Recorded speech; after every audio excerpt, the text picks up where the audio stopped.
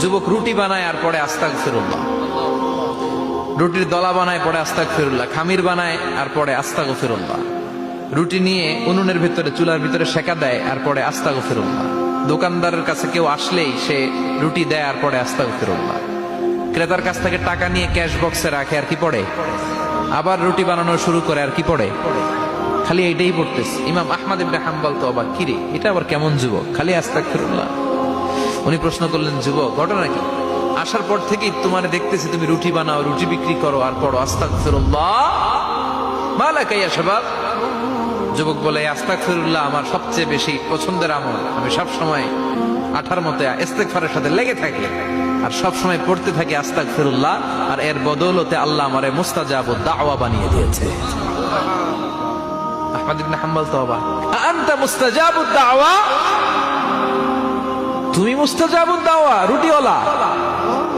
আমি এত বছর হাদিস পড়াই, আমিও তো মুস্তাজাবুদ দাওয়া না, আর তুমি রুটি বেচো বাজারে, তুমি মুস্তাজাবুদ দাওয়া, তুমি দোয়া করলে সব কবুল হয়ে যায়? যুবক বলে, না আনা মুস্তাজাবুদ দাওয়া, আমি আমার জীবনে যত দোয়া করেছি কবুল করে নিয়েছে কে? সব দোয়া কবুল করে নিয়েছে আল্লাহ, একটা দোয়া ছাড়া। কয়টা? আহমদ ইবনে হাম্বলের কৌতূহল, কিউরিসিটি আরো বেড়ে গেল, কি সব দোয়া কবুল হয়েছে একটা দোয়া ছাড়া? মাযালিকা দোয়া ইয়া শাব, কি সেই দোয়া?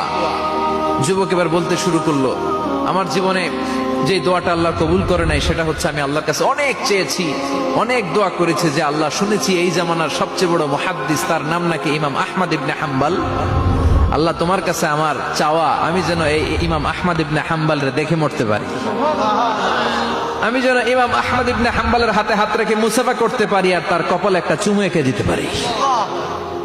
আহমদ ইবনে হাম্বল আবেগপ্রবণ হয়ে গেলেন, চোখের পানি ছেড়ে দিলেন, বললেন, যুবক তোমার এই দোয়াটাও কবুল হয়ে গিয়েছে। আহমদ ইবনে হাম্বলের দেখা সাক্ষাৎ পাওয়ার জন্য আহমদ ইবনে হাম্বলের বাড়িতে তোমার যাওয়ার দরকার নাই, আহমদ ইবনে হাম্বল তোমার দরবারে ছুটে এসেছে। আনা আহমদ ইবনে হাম্বল মুহাদ্দিসুদ দাহর, আমি নিজেই আহমদ ইবনে হাম্বল। যুবক চোখের পানি ছেড়ে দেয়, আহমদ ইবনে হাম্বল চোখের পানি ছেড়ে দেয়।